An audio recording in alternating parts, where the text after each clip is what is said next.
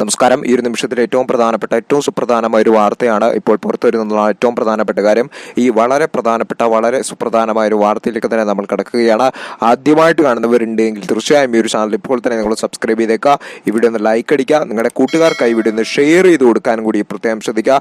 അപ്പോൾ ആദ്യമായിട്ട് കാണുന്നവർ ഇതുപോലുള്ള വിദ്യാഭ്യാസപരമായ വാർത്തകളും മറ്റു വിഷയങ്ങളും എല്ലാം തന്നെ ഈ ചാനലിൽ നിങ്ങളിലേക്ക് അതിവേഗത്തിൽ തന്നെ എത്തുന്നതായിരിക്കും. അപ്പോൾ SSLC വിദ്യാർത്ഥികൾക്ക് വേണ്ടി നമ്മളൊരു വാട്സപ്പ് ഗ്രൂപ്പ് ആരംഭിച്ചിട്ടുണ്ട്. അവർക്ക് ഒരു ടെലിഗ്രാം ഗ്രൂപ്പ് ഇപ്പോൾ ലഭ്യമാണ്. വാർത്തകളെല്ലാം തന്നെ അല്ലെങ്കിൽ അവർക്ക് വേണ്ട നോട്ട്സ് PDF എല്ലാം തന്നെ ആ വാട്സപ്പ് ഗ്രൂപ്പിൽ ലഭ്യമായിരിക്കും.